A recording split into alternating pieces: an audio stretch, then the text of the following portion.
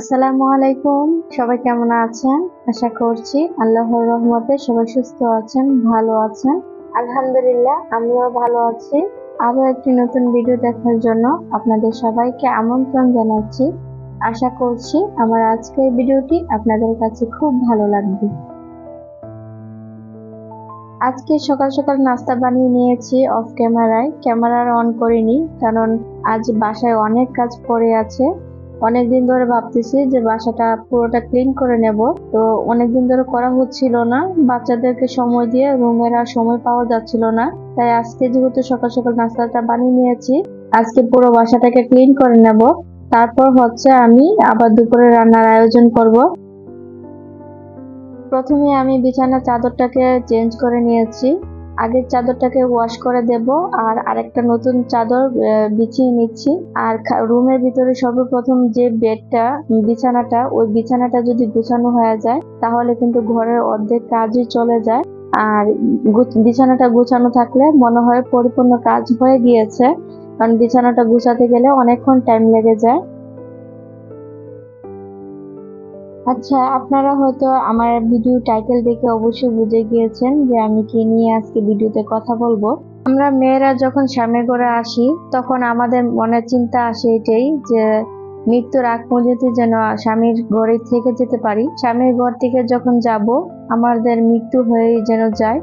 একটা ছেলের জীবনে একটা মেয়ে আসলে যতটুকু আনন্দময়, তার চেয়ে দ্বিগুণ আনন্দময় হচ্ছে একটা সন্তান যখন আবার আসে তখন। কিন্তু এটা তো আর আমাদের হাতে না, এটা হচ্ছে আল্লাহ তাআলার হাতে। আল্লাহ যখন খুশি, যাকে খুশি তখন তাকে আল্লাহ দিবে। এটা তো আমরা চাইলেও পারবো না কখনো আনতে। আমার ননদের বিয়ে হয়েছিল 8টা বছর হয়েছে। 8 বছরের মধ্যে অনেক চেষ্টা করেছে একটা সন্তান পাওয়ার, কিন্তু কি আর করার, ওনার কপালে তো আর সেই সুখটা লেখা ছিল না। এটাই বা কজনই বুঝে যে সন্তান দেওয়ার মালিক একমাত্র আল্লাহ। আল্লাহ না চাইলে কারো কোনো ক্ষমতা নেই। 8 বছর অনেক সুন্দর করে সংসার করেছিল।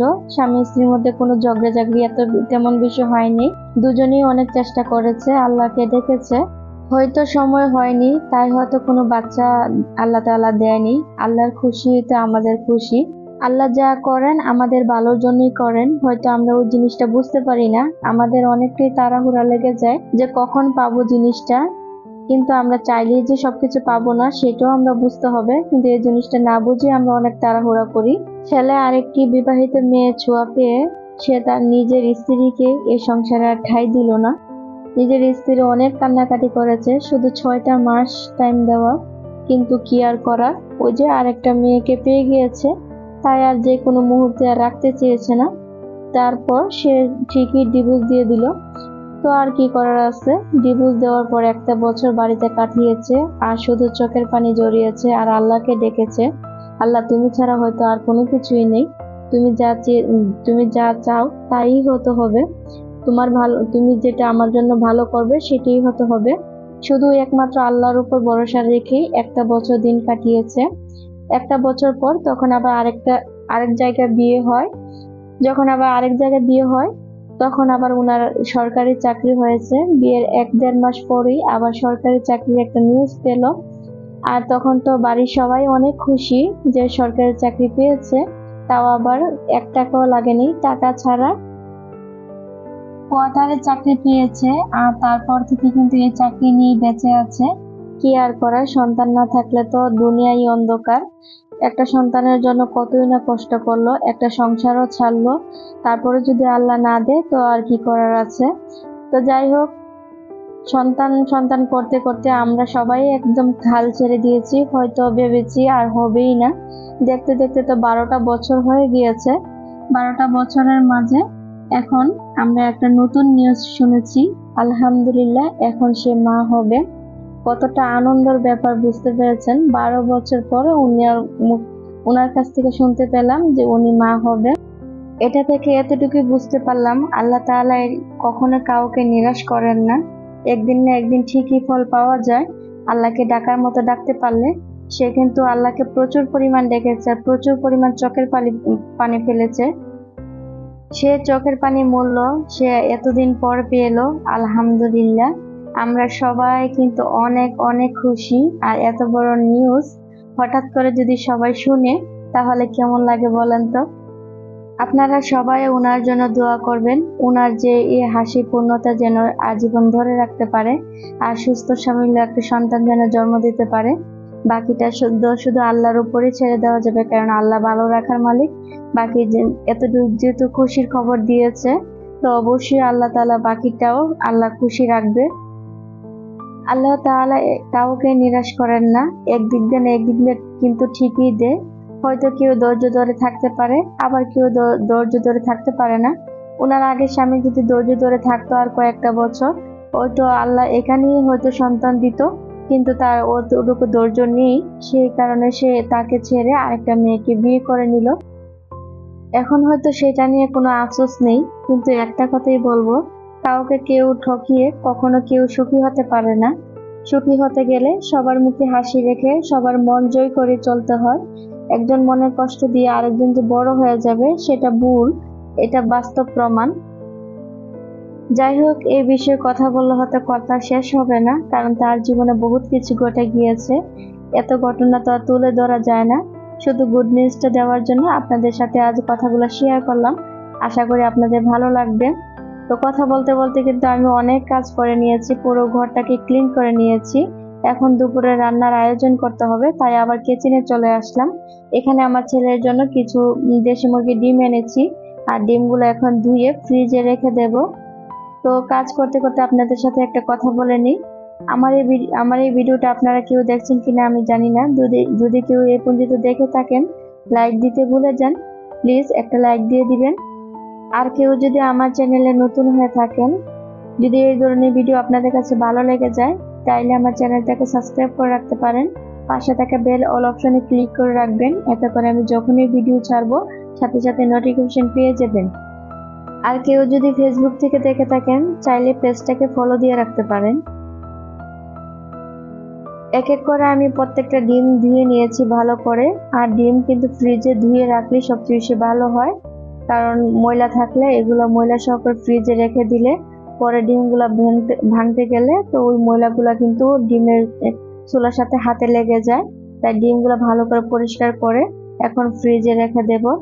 আর এখানে চলে আসছি কিচেনে রান্না করতে। রান্না করার সবকিছু আয়োজন কিন্তু গুছিয়ে নিয়েছি অফ ক্যামেরায়, কারণ ক্যামেরা অন করে যদি আমি সবগুলা জোগাড় করতে চাই তাহলে অনেক দেরি হয়ে যাবে। এমনিতেই কিন্তু আজ অনেক দেরি হয়ে গেছে। আমার কিন্তু সারাদিন কাজ করতে করতে দিনটা অনেক তাড়াতাড়ি চলে যায়, কখন যে দিনটা শেষ হয়ে যায় নিজেও বলতে পারি না। আবার কখন যে রাত হয়, কখন যে ভোর হয় তাও জানি না, কারণ রাত হলেই যে ঘুমিয়ে পড়বো তাও কিন্তু না। বাচ্চা যেহেতু আছে, রাত ঘুমাতে ঘুমাতে প্রায় 12টা 12:30 বেজে যায়। আর সকালে তো আবার সকালবেলা উঠতে হয়, উঠে নামাজ পড়ে বাচ্চাদেরকে মক্তবে পাঠাতে হয়। আজ যেহেতু সময় কম, তাই বেশি কোনো কিছু রান্না করব না। ফ্রিজ থেকে পাবদা মাছ নামিয়ে নিয়েছি, মাছগুলো ভেজে এখন মাছটাকে ভুনা করে নিচ্ছি। যতটুকু সম্ভব অল্প আয়োজন দিয়ে রান্নাটা শেষ করার চেষ্টা করতেছি, কারণ একটু বেশি কোনো কিছু রান্না করতে গেলেই অনেক দেরি হয়ে যাবে। আর এখানে হচ্ছে বেগুন দিয়ে চিংড়ি মাছ রান্না করতেছি, যেহেতু দুটো চুলাতে দুটো রান্না বসিয়ে দিয়েছি, অতি তাড়াতাড়ি হয়ে যাবে। আবার একটা চুলা হলে কিন্তু আবার রান্নাটা অনেক দেরি হয়ে যেত। মাছ বোনাটা হয়ে গিয়েছে, এখন হচ্ছে আমি একটা বাটিতে নিয়ে নিচ্ছি। আর আমি সবসময় রান্না করে তরকারি বাটিতে নিয়ে নিই, কারণ হচ্ছে আমি যদি কড়াইতে রেখে দেই তাহলে কি হয়, কড়াইতে দাগ পড়ে যায়। সে কারণে চেষ্টা করি রান্না করে আমি সবকিছু বাটিতে নেওয়ার, তাই তো আমি বাটিতে নিয়ে নিয়েছি। দুপুরে রান্না শেষ করে খাওয়া দাওয়া, গোসল করা, নামাজ পড়া সবকিছু কিন্তু কমপ্লিট করে নিয়েছি। আর তার মাঝে কিন্তু আর ক্যামেরাটা অন করতে একদমই ভালো লাগেনি, কারণ সারাদিন এগুলো করার পর আর ক্যামেরা অন করিনি।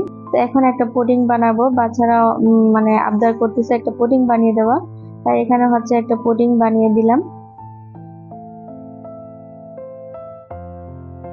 আর পুডিং বানানোটা কিন্তু সত্যি খুব সুন্দর হয়েছিল, এতটা সুন্দর হবে কখনো ভাবিনি। আমি অ্যাকচুয়ালি অনেকগুলো পুডিং বানিয়েছি, কিন্তু এটা কেন যেন আমার কাছে অনেক ভালো লেগেছিল, যার কারণে আপনাদের সাথে একটু শেয়ার করলাম। তো প্রথম থেকে একটু একটু করে ভিডিও শুট নিয়েছিলাম, তাই হচ্ছে আপনাদের সাথে শেয়ার করতে পেরেছি।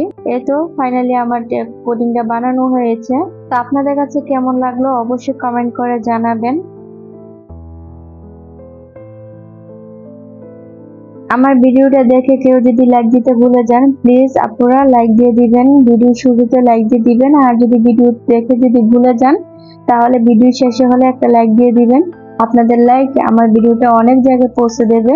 তো এখানে হচ্ছে একটা পার্সেল ওপেন করে নিচ্ছি। এই পার্সেলটা হচ্ছে আমার 2 দিন আগে এসেছিল, তাই ওপেন করতে ভুলে গিয়েছিলাম। ভাবলাম যে আজকে আপনাদের সাথে শেয়ার করি। ডিশ রাখার একটা র্যাক নিয়েছি। এই র্যাকটার মধ্যে প্লেট বাটি ধুয়ে রেখে দিলে পানিগুলা কিন্তু সুন্দরভাবে ঝরে যাবে। পানি ঝরার জায়গাও কিন্তু অনেক সুন্দরভাবে দেওয়া আছে। তো আমি এটা নিয়েছি, এটা আমার খুবই প্রয়োজন ছিল। তো আজকের মতো ভিডিওটা এখানে শেষ করে দিই। আবার দেখা হবে নতুন কোনো ভিডিওতে। সবাই ভালো থাকবেন, সুস্থ থাকবেন। আল্লাহ হাফেজ। আসসালামু আলাইকুম।